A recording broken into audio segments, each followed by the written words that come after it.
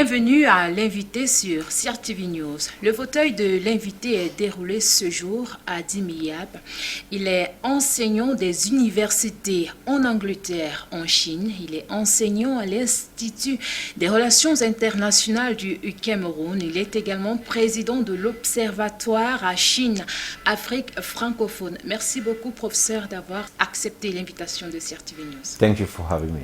Alors, on va justement aborder la question de l'Observatoire Chine-Afrique tout au long de cet entretien. Il faut noter que la jeune organisation née en 2020 est le point de référence dans l'étude des relations entre la Chine et l'Afrique francophone. C'est entre autres l'une des missions de cette organisation. Mais au-delà de cela, quelles sont les autres missions au sein de l'organisation ? Oui, merci. Mais avant que nous arrivions aux missions et organisations de l'Observatoire Chine-Afrique francophone, il faudrait que je vous dise un peu comment est-ce que je suis arrivé à avoir l'idée de la création d'un laboratoire de développement, parce que justement, l'Observatoire Chine-Afrique francophone est un laboratoire de développement. Je me souviens très bien quand je faisais encore, il y a plus d'une dizaine d'années, mon PhD à l'université de Southampton. Nous avons eu à ce moment-là la visite d'une dame qu'on appelle Dambisa Moyo sur Dead End, Dead End, où elle avait publié un livre. Alors, le livre parlait du développement. Moi, je travaille dans le secteur du développement depuis que j'ai émigré en Europe. J'étais membre d'une organisation, une ONG qu'on appelle One. Et cette ONG, elle est dirigée par, ou alors elle est présidée par Bono Bono, qui est un leader du groupe U2, un Irlandais. Donc, il travaille en Afrique pour les questions du développement. Mais notre rôle était de saquer Dambisa Moyo, Dead End, parce que Dambisa Moyo disait qu'il faut arrêter avec l'aide. L'aide est fatale.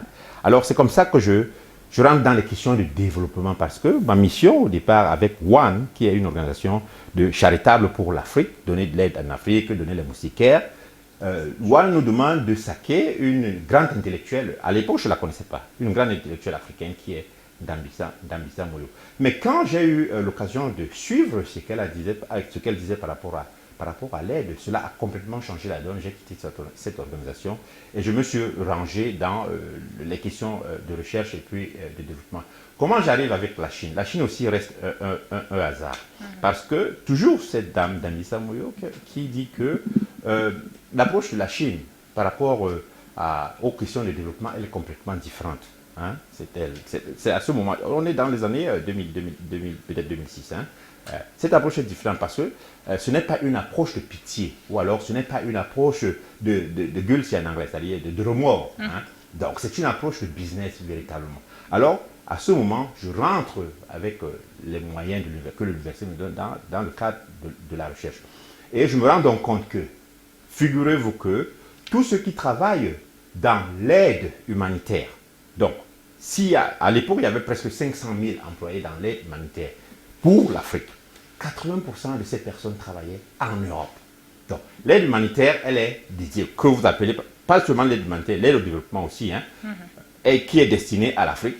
80% de ces personnes travaillent en Europe. Il y a quelque chose qui ne va pas. Donc c'est comme ça que je rentre donc dans les questions de développement et puis je rentre dans les modèles de développement avec la Chine et je me rends compte que la Chine a le meilleur modèle de développement, plus ou moins, testé jusqu'à présent, parce que en 40 ans, la Chine, non pas 40 ans, disons 30 ans, la Chine a lifté plus de 850 millions de personnes de la pauvreté extrême. Ça, ce ne sont pas mes chiffres, ça, ce sont les chiffres de la Banque mondiale. Voilà comment est-ce que l'idée de création. Et puis, entre-temps, donc, nous faisons des voyages d'études en Chine et l'idée de fil à aiguille, nous cherchons un laboratoire qui peut exploiter le développement, c'est-à-dire comment est-ce qu'il faut sortir les Africains de la pauvreté en utilisant comme modèle, parce que comme modèle, quand on dit utiliser un modèle, ça ne veut pas dire que votre propre modèle définitif sera celui-là, mais c'est une expérience, c'est-à-dire on utilise ce modèle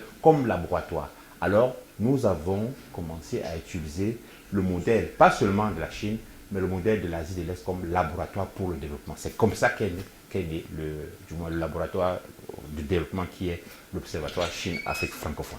Alors, la mission, alors le rôle, c'est aider les pays africains à se développer en se basant sur le modèle asiatique. Mais au-delà de cette mission, on constate que l'Observatoire effectue également des études académiques.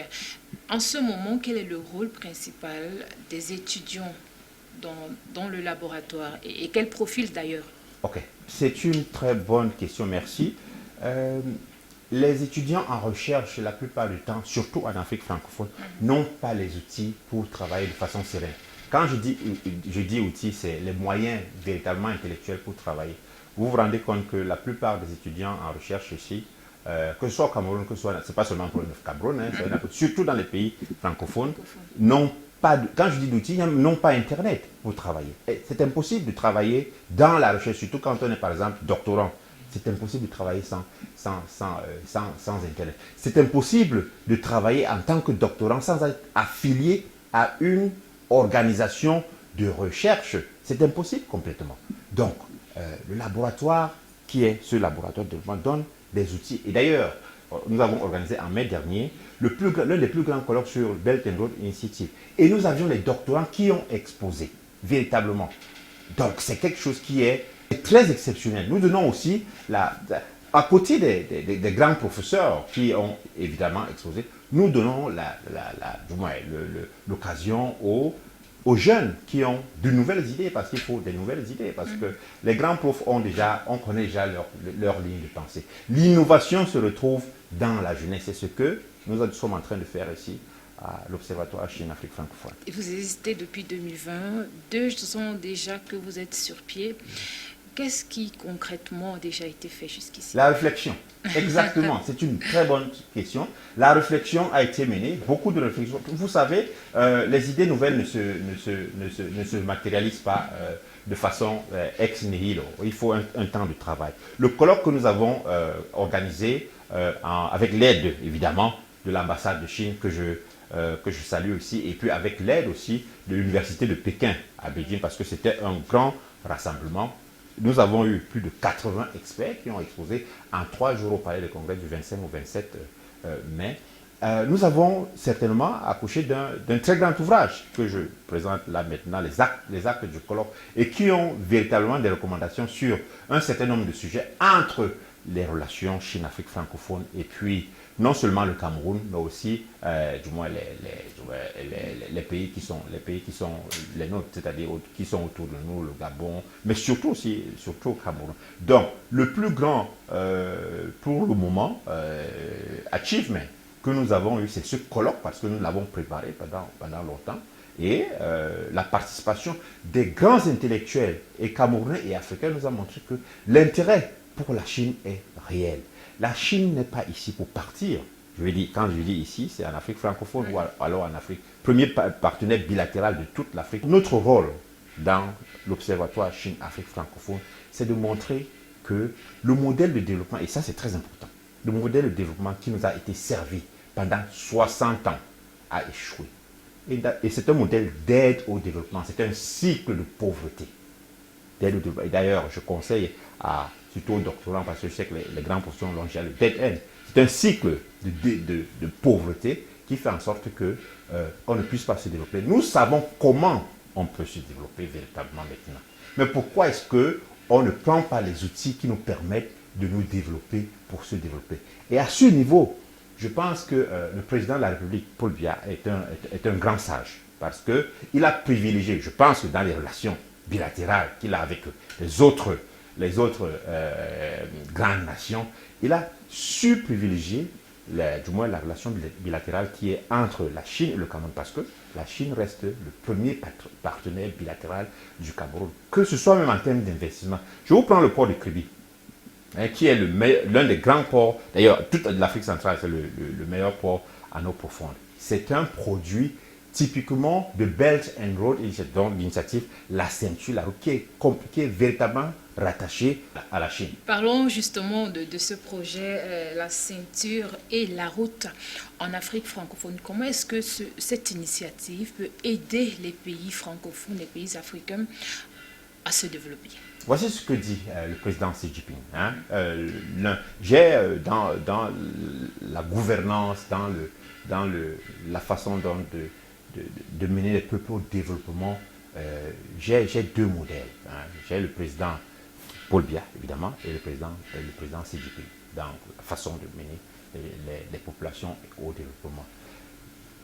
Xi Jinping s'est rendu compte que l'ouverture et la connectivité sont les clés du développement. Il ne prend pas, c'est pas une idée de lui, c'est pas une idée qui... Il revient dans, du moins, l'initiative, la ceinture, du moins la route de la soie, qui date du 7e siècle, hein, de notre temps. Alors, il renouvelle cette initiative et dit, le développement est en anglais on dit c'est public good.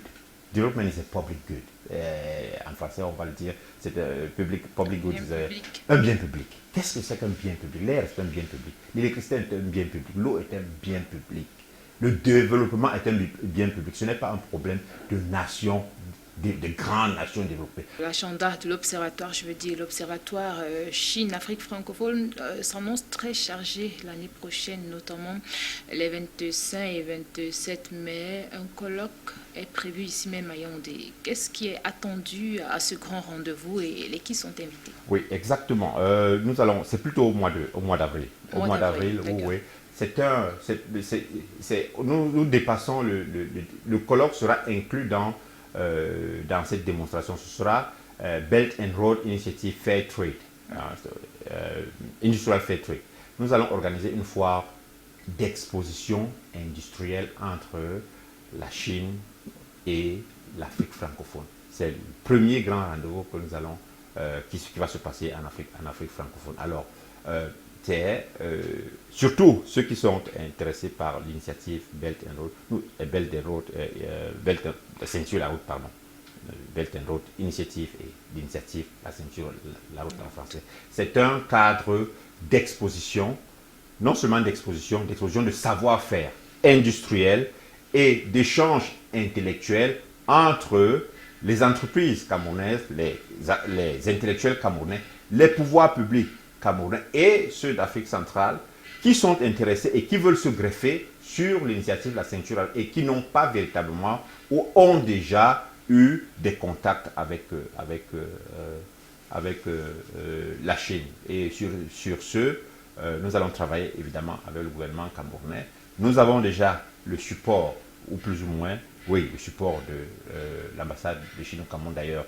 Même avec le colloque, nous avons organisé le colloque avec le support de l'ambassade de Chine au Cameroun. Donc, ce rendez-vous sera avec beaucoup de modestie, l'un des plus grands rendez-vous de 2023 ici, non seulement au Cameroun, mais en Afrique francophone. Alors, le rendez-vous est pris du 25 au 27 avril 2023. Ce sera le plus grand colloque jamais organisé en Afrique centrale, d'après les dires du professeur Dimiap. Merci beaucoup d'avoir accepté l'invitation de CRTV News. Merci à vous et vous êtes toujours les bienvenus. Content de vous revoir ici. Merci. Mesdames et messieurs, c'était l'invité sur CRTV News de votre attention. Merci. Les programmes se poursuivent.